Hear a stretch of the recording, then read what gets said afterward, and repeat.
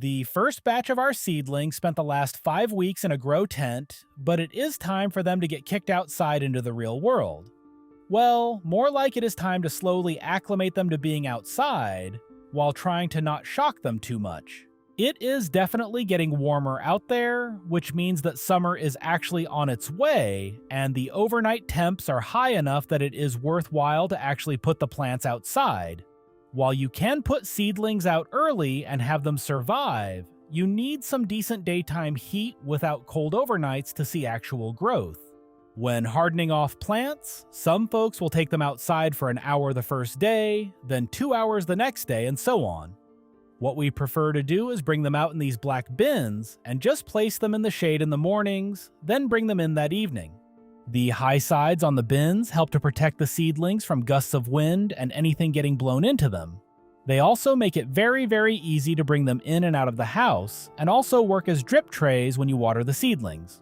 As you can see here with the amount of seedlings that we had going in the tent, we have 6 different bins holding them all.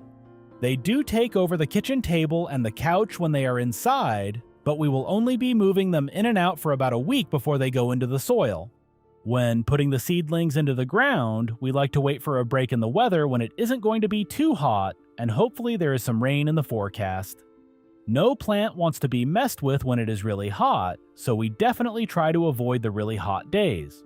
It is nice if there is going to be a decent spell of rain as well, as it will just help to water in the roots to get them to spread out, and it is free water that you don't have to pay the city for, which is always nice. I think that this year is going to be pretty dry though, so we will be paying plenty for our water as it heats up. You may be able to tell that we started more seedlings than we are going to have room for, so many of these will be given away in our neighborhood, as we have a couple of other gardeners around us as well. We are also starting up one more batch of seedlings in the grow tents to fill out some other spaces, so we won't be filling up every single space that we have available with these either. I am not going to bore you with watching me take these in and out of the house for the next week, so we are just going to skip ahead to what the garden will look like once we have most of these in the ground, hopefully in good shape.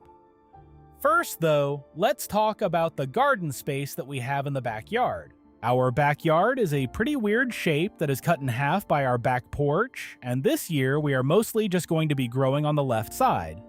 The garden beds are going to be sharing space with the studio, our chicken coop, and a future chicken run that does not exist yet.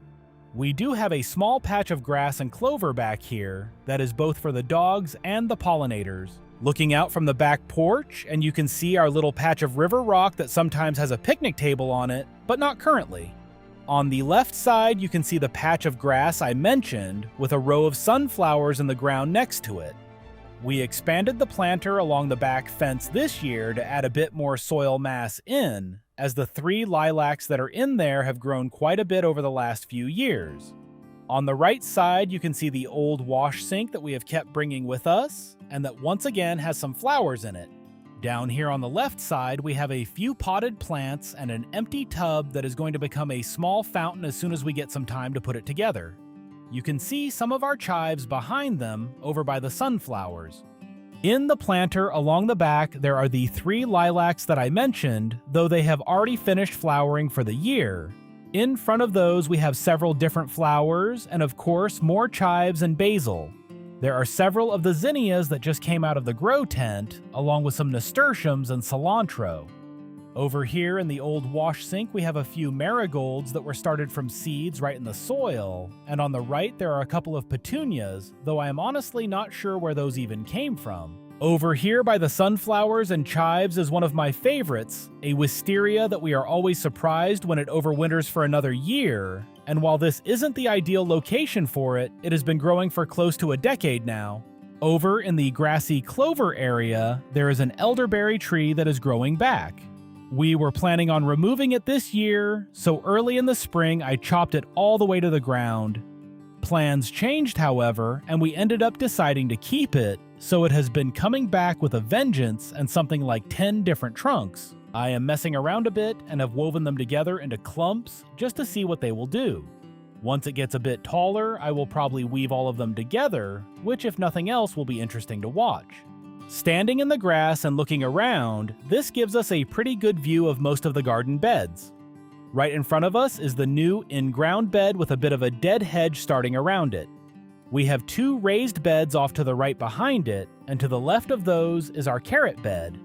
Then there are a whole pile of other raised beds, and of course the old chicken coop. Inside of the dead hedge bed, you can see that we have several lavender plants, some more basil, several of the zinnias that we started in the tent, along with a dahlia in the front corner. We are trying something new along the back row. Those are Kiss Me Over the Garden Gate, which can get up to 11 feet tall, with long pink chains of flowers.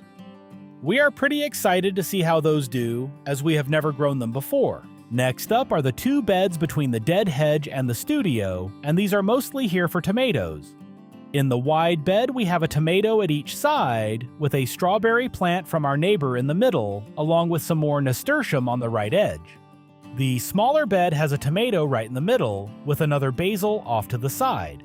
The carrot bed is already starting to fill out, though we have had to overseed some of the areas that didn't sprout with the first go-round. We have 7 rows of carrots in here, which should end up giving us a pretty good amount to harvest well into winter. In front of the carrots, we have the next 3 beds, one longer one with 2 3-foot by 3-foot raised beds at the end of that one. The longer bed has another 2 tomatoes, one at each end along with a strawberry in the middle and some nasturtiums on the end. The next beds step down a bit, and each one of these has a tomato of its own in the center along with a basil in the corner. If we stand over to the side of the studio, we can get a better idea of the layout of the rest of the garden. On the far left, you can see the edge of the beds that we just looked at, and then in front of the chicken coop are the last 2 metal-sided raised beds. Behind those, you can see the 2 new in-ground beds that we put in this year, with the future space of the chicken run behind those up against the house. Further to the right along the fence line, we have the 2 final beds, both of which are growing pretty similar things. Looking in the first metal bed in front of the coop, we have a tomatillo, some more basil, some volunteer milkweed, and 3 more tomato plants spaced evenly apart. On the far end, there is also a pretty good-sized butterfly bush, which may become a problem once the tomatoes get bigger, but we will just have to see what happens here. The other metal bed also has 3 tomato plants in it spaced evenly apart, but along the edges on each end we have planted a bunch of delicata squash, though most of those have not come up yet. The plan is to train them up the fence panels, which we have done in the past, and it has worked out pretty well.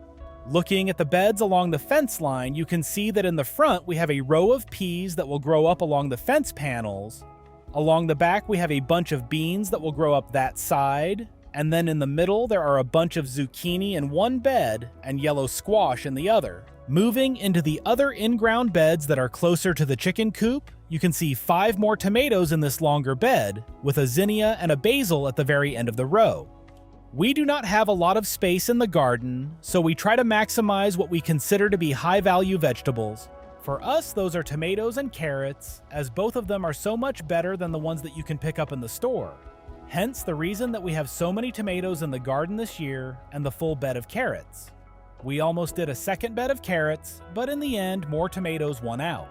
In the other in-ground bed, you guessed it, another 3 tomatoes with a zinnia and basil at the end. I am not sure if all of these plants will survive, as we are positive this is going to be a really bad pest year with how warm and dry the winter was. Hopefully at least most of them will, but we will just have to wait and see. We also need to get some wood chip moved over here to cover up the cardboard, as this is how we have been building our pathways out this year to help keep the weeds down, well, at least mostly. Along the fence here, we also have a couple of random plants in the ground. There is a small rhubarb, a lamb's ear, and a survivor fennel that gets absolutely enormous each year. I expect that this year it will be much the same, and these things are impossible to kill. We have moved all of these a couple of times over the years, and they just keep coming back. The lamb's ear and fennel are really popular with the pollinators when they flower out, which the lamb's ear is doing now, and the fennel will do later in the season. Well, that is what the backyard portion of the garden is looking like this year, and I am really glad that we were able to get it in place and planted. We really weren't sure if we were going to be able to have a garden this year, so if we end up with any kind of harvest, it will be a blessing, and getting this far along will really set us up for next year's garden to really hit the ground running.